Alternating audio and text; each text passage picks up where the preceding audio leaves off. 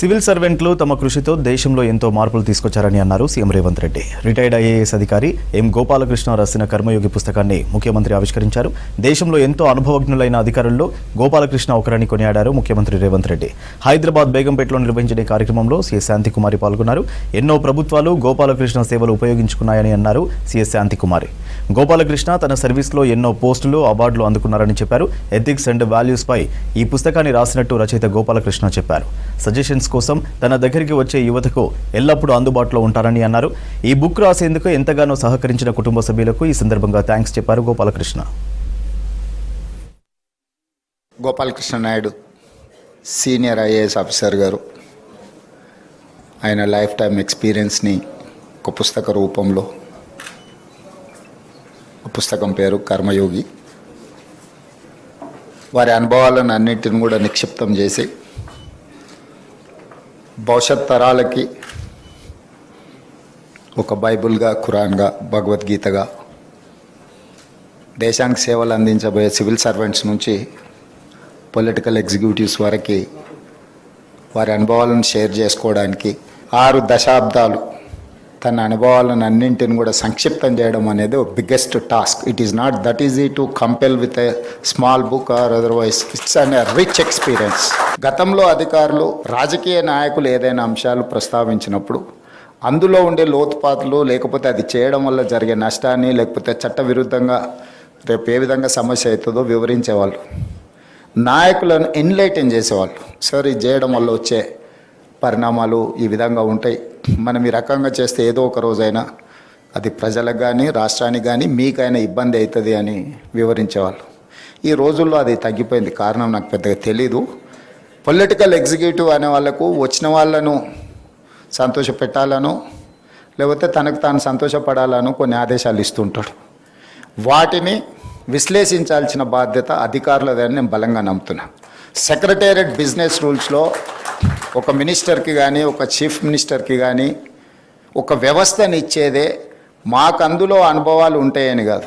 మాకు వచ్చే శాఖకి మాకున్న అనుభవానికి సంబంధం లేకపోవచ్చు. ఇంజనీరింగ్ బ్యాక్గ్రౌండ్ ఉండేవాడికి మెడికల్ అండ్ హెల్త్ ఇవ్వచ్చు, లేకపోతే ఏం చదువుకోని వాళ్ళకు విద్యాశాఖ కూడా ఇవ్వచ్చు, బాగా చదువుకున్న వాళ్ళకు లేబర్ డిపార్ట్మెంట్ ఇవ్వచ్చు. పొలిటికల్ ఎగ్జిక్యూటివ్కి ఇచ్చే జాబ్కి వాళ్ళు చదువుకున్న బ్యాక్గ్రౌండ్కి ఏం సంబంధం ఉండదు, లేదా వాళ్ళు వచ్చిన నేపథ్యానికి కూడా ఏం సంబంధం ఉండదు. అందుకే మాకు అవగాహన కల్పించడానికి, నిర్ణయాలు చేయడానికి, హెల్ప్ ఇన్ హ్యాండ్ ఉండడానికే సెక్రటేరియట్ బిజినెస్ రూల్స్ ప్రకారం మాకు అధికారులు అనిస్తారు. ఆ అధికారులు ఏ ఫైల్ వచ్చినా ఫైల్ నోట్ ప్రిపేర్ చేయడమే కాకుండా మాకు వివరించాలి. కానీ ఇవాళ రేపు అదేం లేదు. మేము ఒక తప్పు చేయమంటే ఒకటెందుకు సార్ 3 చేద్దాం, ఒకేసారి బాగుంటుంది, బలంగా ఉంటుంది, మళ్ళీ ఎందుకు, మళ్ళీ రేపు కొత్తగా 3 చేయొచ్చు అన్నట్టుగా నేను అధికారులను చూస్తున్నా. ఇది సమాజానికి మంచిది కాదు. కానీ వాళ్ళు వస్తున్న వాళ్ళు పొలిటీషియన్స్ని అనే కాదు, సమాజంలో ఉండే రాంగ్ ప్రెసిడెంట్స్ని అన్నిటిని కూడా రోల్ మోడల్గా తీసుకుంటున్నట్టు అనిపిస్తుంది. ఈ మధ్యకాలంలో కొత్తగా సెలెక్ట్ అయిన ఐఏఎస్, ఐపీఎస్లు నేను చూస్తున్నా. ట్రైనింగ్లోనే ఉన్నప్పుడు పోలీస్ స్టేషన్లకి వెళ్ళి డ్రెస్ వేసుకొని కూర్చొని సివిల్ పంచాయతీలు తెంచడానికి ప్రయత్నం చేస్తున్నారు, which is unfortunate. I'm sorry to say. నేను ఎందుకు ఈ వేదిక మీద పంచుకుంటున్నా అంటే కొద్ది మందిలో అయినా ఇది మార్పు రావాలి. ఐపీఎస్లు సెలెక్ట్ అయినా వాళ్ళు కానిస్టేబుల్ నుంచి వాళ్ళని డ్యూటీ ఒక్కొక్క స్టెప్ నైట్ డ్యూటీ నుంచి, లేకపోతే పెట్రోలింగ్ డ్యూటీ నుంచి, సైకిల్ మీద పోయి నేర్చుకునే నుంచి ఐపీఎస్లకు ట్రైనింగ్ ఇచ్చి వాళ్ళు ఏంటంటే గ్రౌండ్ స్టాఫ్ లేకపోతే ఫీల్డ్ స్టాఫ్లో ఉండే సాధక బాధలతో పాటు నిర్ణయాలు కూడా ఏ రకంగా చేయాలనో వాళ్ళందరికీ కూడా ఒక ట్రైనింగ్ ఇచ్చి ఉండేవాళ్ళు.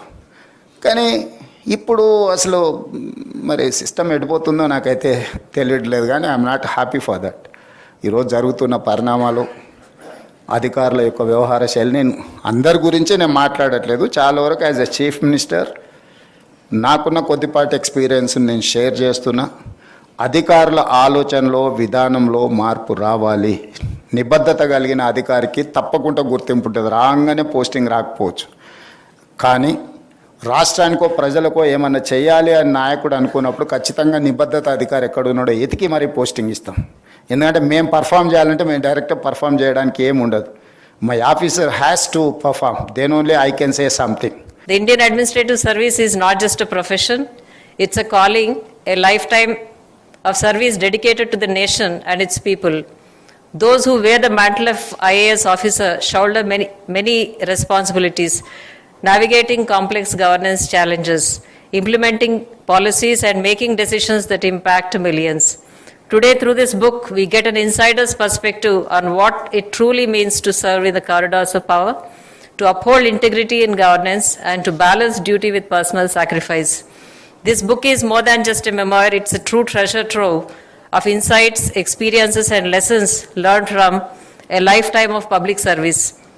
Through its pages, we see challenges of policy making, the triumphs of good governance, and the struggles that come with maintaining ethical leadership in the face of adversity. Hearty congratulations to you, sir, for going strong at this age, and you proved yet again that age is just a number.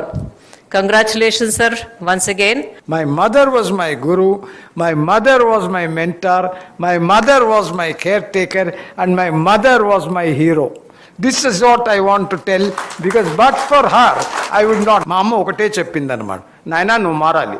నేను అడిగాను, అమ్మ మారాలంటే ఏమిటి అంటే మార్పు రావాలరా అన్నాడు. మార్పు అంటే ఏమమ్మా?